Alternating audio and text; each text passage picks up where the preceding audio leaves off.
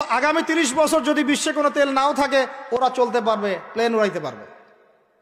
ওদের মিলস বন্ধ হবে না, ফ্যাক্টরি বন্ধ হবে না, ওদের ইন্টারনেট সেকশন বন্ধ হবে না, বিদ্যুৎ বন্ধ হবে না, ওদের কোনো কিছুই বন্ধ হবে না, কোনো প্রযুক্তি বন্ধ হবে না। এত তেল তারা এখন রিজার্ভ করলো কি দিয়ে? ওর দেশে ছাপানো বিনামূল্যের ডলার দিয়ে। এবং সেই ডলারটা আমরা নিলাম, নিয়ে আমরা মাশাআল্লাহ অট্টালিকা নির্মাণ করলাম, আর মনে করলাম যে মাশাআল্লাহ আমি তো খুব ধনী হয়ে গেলাম, সমৃদ্ধি অর্জন করলাম। এরপরে তারা আরবদেরকে বুঝালো, ইয়া শেখ, আরবদেরকে বুঝালো, হাবিবি, ইয়া হাবিবি, কাছে আসেন, শোনেন, আমরা আপনাদের কাছে তেল আছে, আপনারা তো তেল বয়কট করে দিয়েছেন, আর তেল ছাড়া তো আমাদের যুদ্ধ বিমান ফ্লাই করছে না। তেল কাদেরকে দিয়েছে আল্লাহ পাক? মিডল ইস্টে আরবকে দিয়েছে, ঠিক আছে। এখন হাবিবিকে বলা হচ্ছে যে আপনারা তো তেল বয়কট করে দিলেন। এটা করেছিল বাদশাহ ফয়সাল, বলেন রাহিমাহুল্লাহ। উনি একজন সাহসী নেতা ছিলেন, এই জন্যই তাকে গুপ্ত হত্যা করা হয়েছে। সাহসী যারা, তাদেরকে গুপ্ত হত্যা করে এদের একটা সুন্নত, এটা মাথায় রাখবেন।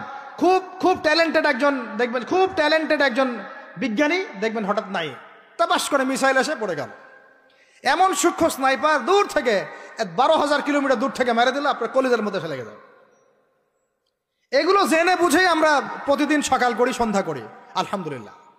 কারণ অ্যাটলিস্ট আপনাকে তো জানতে হবে, জেনে নেন, পরে আপনারা চিন্তা করবেন যে কিভাবে লাইফ লিড করবেন।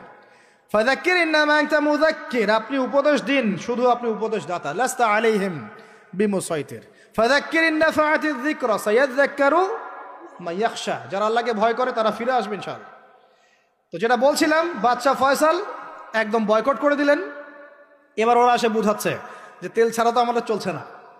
এদিকে ওদের ডলারের মান কমে যাচ্ছে, মুদ্রাস্ফীতি হচ্ছে, ইনফ্লেশন হচ্ছে। এখন তারা বোঝালো যে ঠিক আছে, একটা চুক্তি করা যাক। যুবকরা ভালো করে শোনেন, এগুলো জানেন না বলেই অনেক সময় আপনি সহি বলে সহি ভুল পথে যাচ্ছেন। ভাই, সহি পথেই যাচ্ছেন, বাট এটা সহি ভুল হয়ে যাচ্ছে। কথা বুঝাতে পারছি?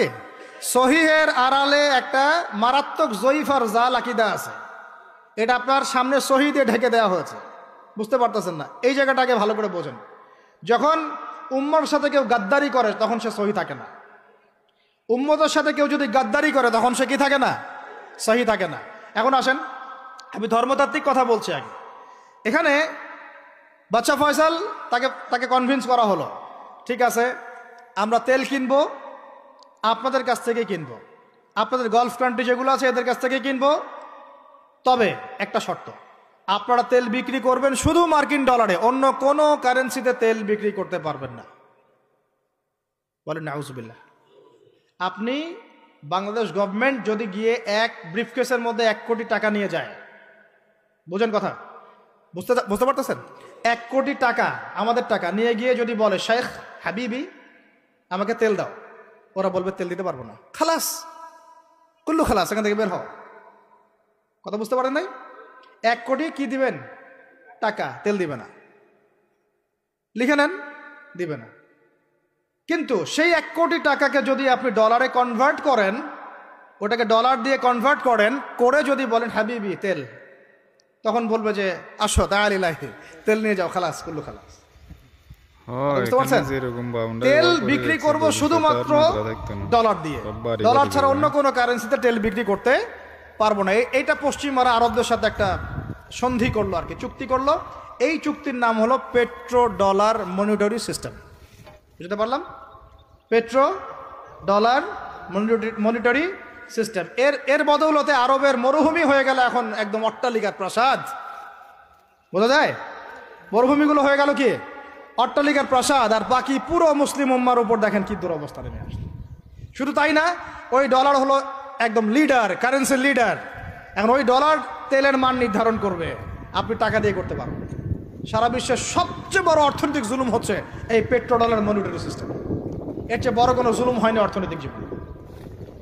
এখন অনেক ওলামায়ে কেরাম আছেন আপনারা এখানে, আমি জানি উপস্থিত, আপনারা একটু ফিকহের কিতাবগুলো মোতায়ালা করে আমাদেরকে একটা ফতোয়া দিয়েন।